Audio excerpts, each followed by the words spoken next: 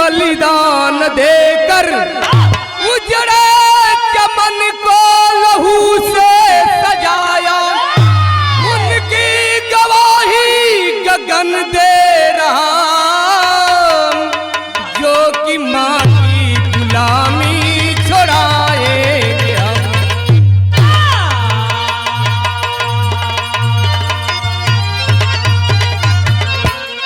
कहना बा यहाँ एक लाइन कव्वाली लगल बा मास्टर।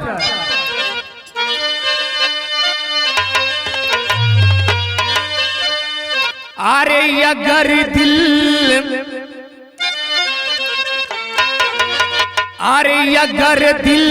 दिल से टकराता रहेगा, अगर दिल से टकराता रहेगा, अगर दिल से टकराता रहेगा, अगर दिल से टकराता रहेगा, अरे अगर दिल से टकराता रहेगा, अगर दिल से टकराता रहेगा, अगर दिल से टकराता रहेगा, और अगर दिल से टकराता रहेगा, अरे मजा लेना रे मजा आता रहेगा।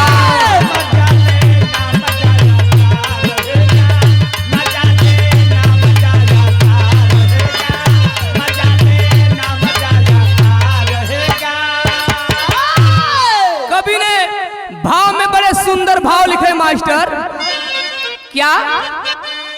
अरे जवानी जंग में 16 उगलती, जवानी जंग में 16 उगलती, जवानी जंग में 16, जवानी जंग में 16 उगलती, और जवानी जंग में 16 उगलती, अरे 16 उगलती, अरे कहीं पे याग का गोला उगलती, कहीं पर याग का गोला उगलती, कहीं पर याग, कहीं पर याग का गोला उगलती। हमार नौजवानन के हिम्मत कभी पीछे न हटल बा। कहनाम बा यहाँ शहर में लगल बा। कैसे?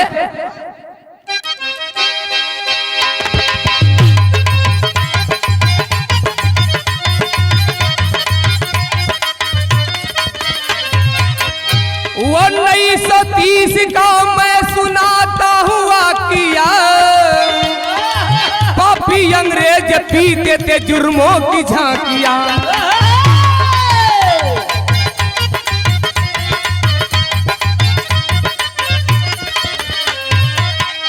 पूरे भारत में अंग्रेजी तूफान चल रहा था, उसके जुल्म में सारा हिंदुस्तान जल रहा था।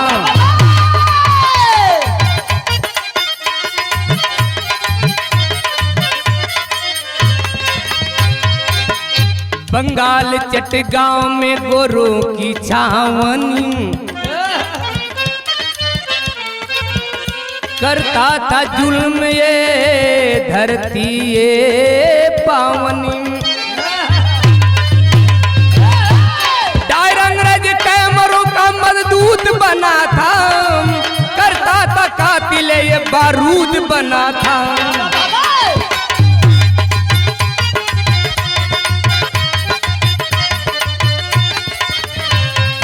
ए भैया, वो 1930 की मैं कहानी सुना रहे हैं। वहीं के पापी नीच कमीना अपनी छावनी बंगाल चटगांव में आपन एगो छावनी बना ले हैं। जब बना ले हैं तब पापी अत्याचारी करने का स्टार्टिंग शुरू कर दे हैं।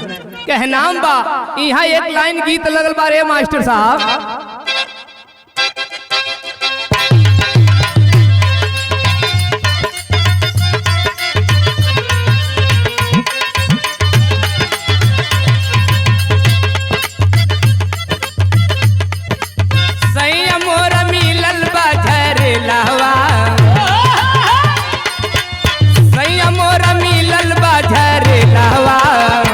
जबरी खियावे हमके केलवा। सैया मोर मिलल बा झरेलावा, जबरी खियावे हमके केलवा। सैया मोर मिलल बा झरेलावा, जबरी खियावे हमके केलवा। यही में भाव कवि ने लिखे क्या, अरे कैमरो बनल बाया तंग बदिया, कैमरो बनल बाया तंग बदिया, खतरे में पड़ल बाया जदिया। कैमरो बनल बाया तंग बदिया, खतरे में पड़ल बाया जदिया। कैमरो बनल बाया तंग बदिया, खतरे में पड़ल बाया जदिया।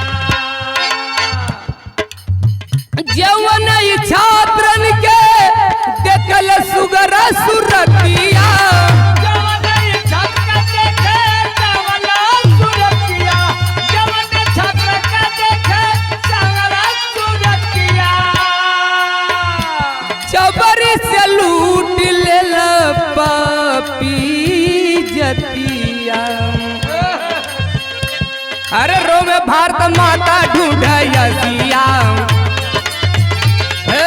रोम भारत माता ढूंढयसिया, खतरे में पड़ल बाया जदिया। भारत माता ढूंढयसिया, खतरे में पड़ल बाया जदिया। रोम भारत माता ढूंढयसिया, खतरे में पड़ल बाया जदिया। पापी नीच कमीना अत्याचार मचा दिला बाबूजी, अपनी छावनी वही जो बना दिले। जौन छात्र छात्राओं के सुंदर सूरत देख ले, पापी उस अबलाओं को अपनी हवेली में बुला ले। तब भैल का एक दिन, अरे प्रिंसिपल सूर्य सेन उस किल के हो नहार हो, छात्र या छात्रन के कैले तैयार हो। अरे खाए हैं कसम देशवसिया, खाए है कसम देशवसिया, खतरे में पड़ल बाया जदिया।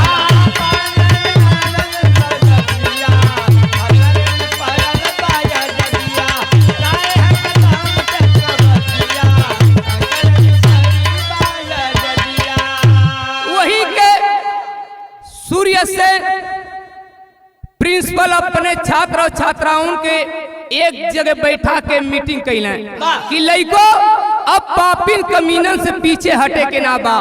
यहाँ एक लाइन गीत लगल बा, उहे गीत में लगल बा ये मास्टर।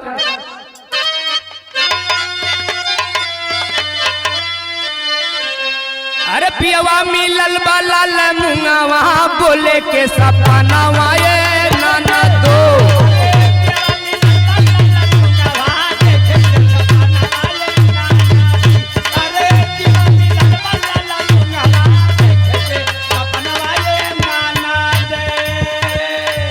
विराम में कवि ने भाव लिखे हैं क्या, लड़ जब आई हमारा समनवा, तोरा भंगू मनवा ये भैया।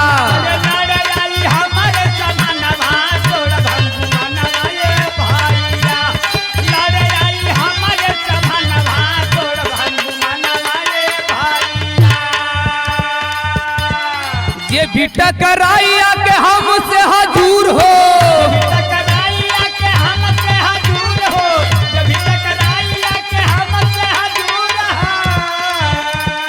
मारी मारी वो करा के करब चूरा चूर हो।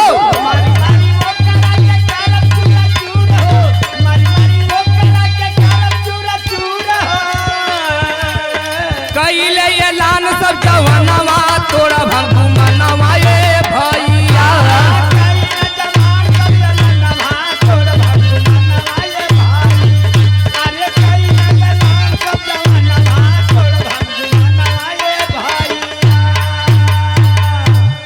छात्र घर पे धावा, बोले छात्र तूने पार हो।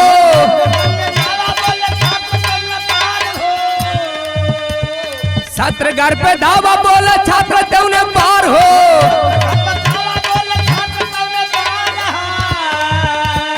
पिस्टल पर बंदूक लिए हथियार हो।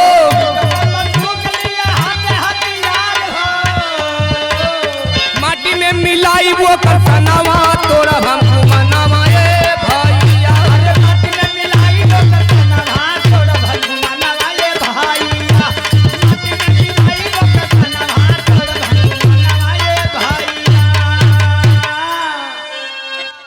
साहब छात्र और छात्राओं के लेके पापी नीच कमीनन की बंगला पर तैयारी कर रहे कि अब पीछे न हटल जाई तो भैल का यहाँ एक टेरी लगल बा मास्टर।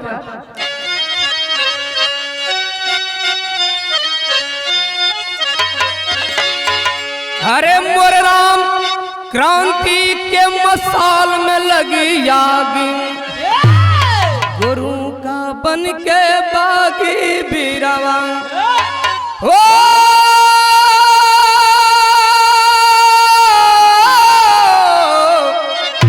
अरे गुरु का बन के बागी बीरवा, क्रांति के मसाल में लगी बरसने यागी यर हो यागी यर हो यागी। क्रांति के मसाल में लगी बरसने यागी, गोरों का बन के बागी बीरवा। जवानों की शरीर में अंगार बरिस गया, वीर पीछे कदम ना हटौले बटे तो भैल क्या आई द्रुय अंग्रेज को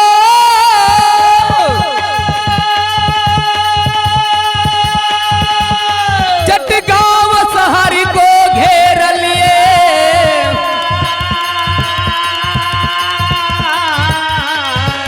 छात्र या छात्राओं को पापी ऊपर अंधेर किए।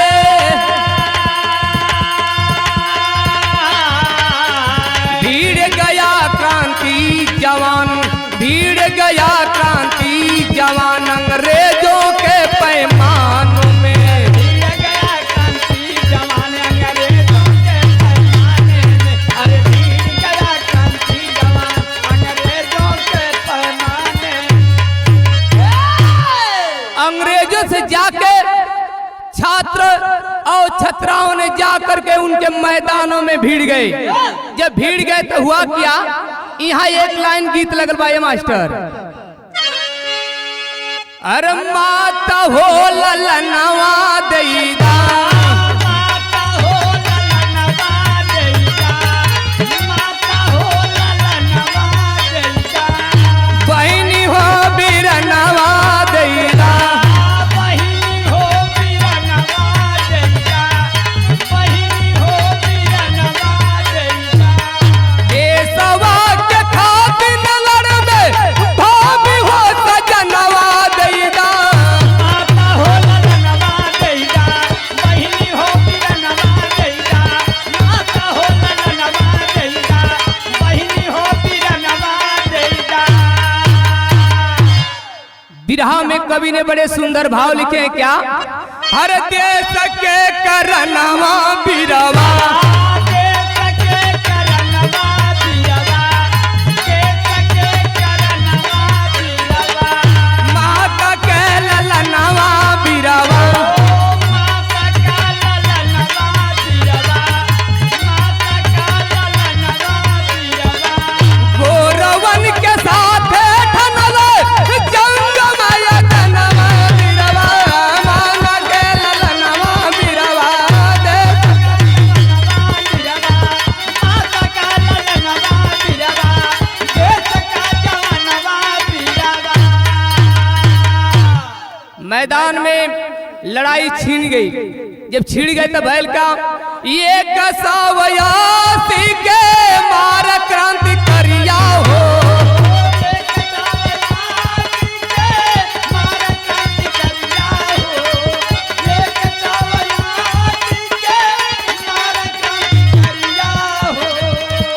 पचहत्तर शहीद भैले देश का पुजरिया हो।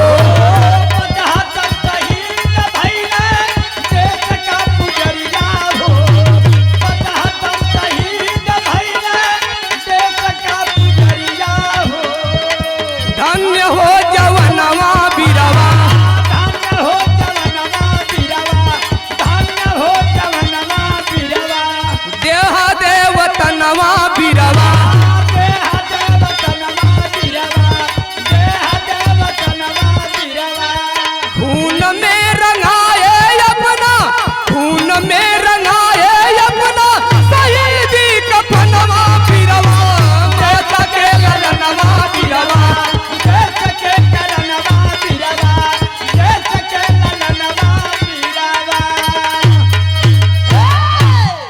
सारे नौजवानों लड़ाई करते करते 5 क्रांतिकारी बचे हुए हैं। तो हुआ क्या, यहाँ विदेशिया में कवि ने भाव लिखे हैं,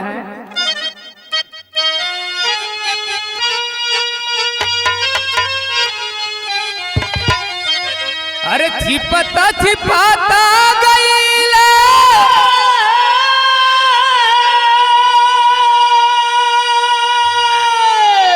पाँचो बाला घाट गौआ में,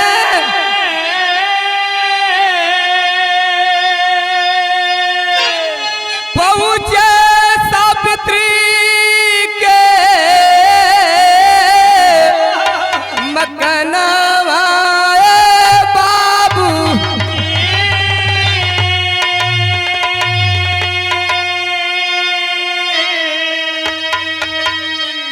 पांचों को सावित्री अपने घर में छिपाई लिया, वही गाँव के जगह नारायण दुरचरिया बाबू।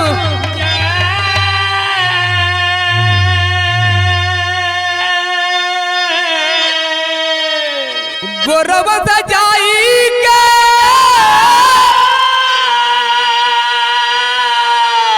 और बताया है ठिकाना हो,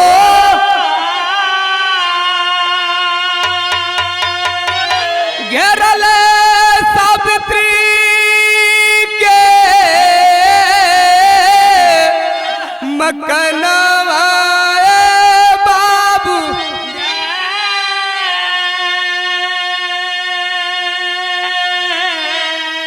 ए भैया, पापी नीच कमीना जब पांचों क्रांति वहां से भागल बैठे, सावित्री के मकान में जाके पांचों क्रांति छिप गई। जब पांचों क्रांति छिप गई, उसी गांव का दुराचारी जाकर गोरे अंग्रेजों से भेद को बता देता है। जब बता दे बा तब पापी नीच कमीना आके सावित्री के मकान के घेर ले बा। जब घेर ले बा तब भैल का यहाँ आला में कवि ने भाव लिखे हैं,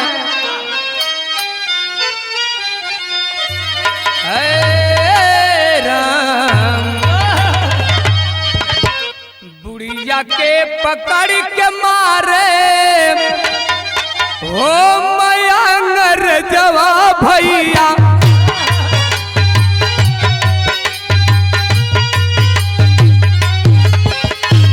क्रांति के ठकनवा पूछे पापी बदकार,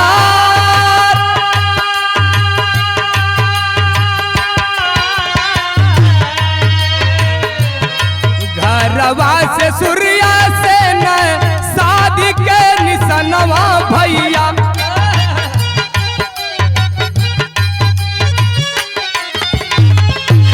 ओ मया नर जावा के गोल दिल मार,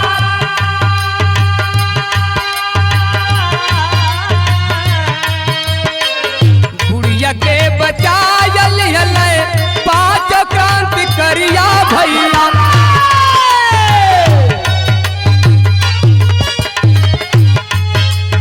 गोरवन के दौड़े तबले हो गए फरार, पापी नीच कमीना जब अंग्रेज जाकर सावित्री के मकान को घेर लेते हैं बाबूजी, तब पापी नीच कमीना बूढ़ी माँ को मारते मारते पूछने लगे कि बताओ कहाँ छिपे हैं क्रांतिकारी। ए भैया, जब अंग्रेज बूढ़ी माँ को मारने लगे, क्रांतिकारी नौजवान उसी हवेली के अंदर से छिप करके होम अंग्रेज को गोली मार देते हैं। जब मार देते हैं तो हुआ क्या, मारने के बाद हुआ क्या, 5 क्रांति फरार हो गई। तो भैल क्या खड़ी में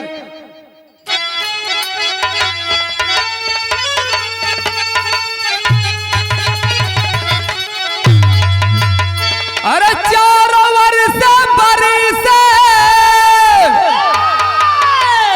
अरे अंग्रेज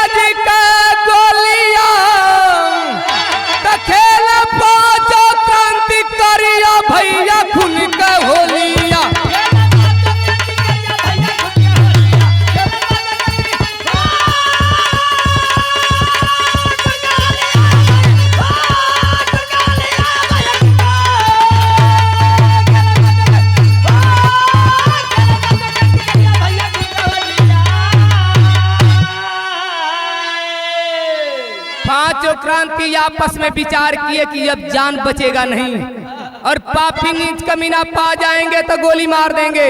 तो भैल क्या, एक एक गोली पांचों आपस में करे विचार, अपने ललाट में गईले पांचों गोली मार। तो फार गोरमन का यजरिया की खून के होलिया, तो खेल पांचों क्रांति भैया अब खून का होलिया।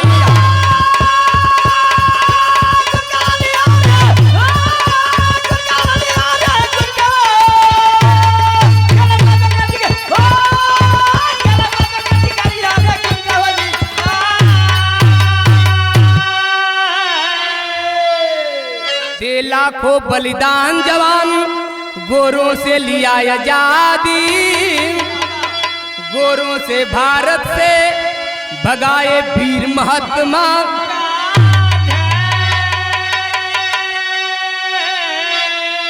खादी के वाड़ के चदरिया की खून के होलिया, खेल पांचों क्रांति करिया भैया खून के होलिया।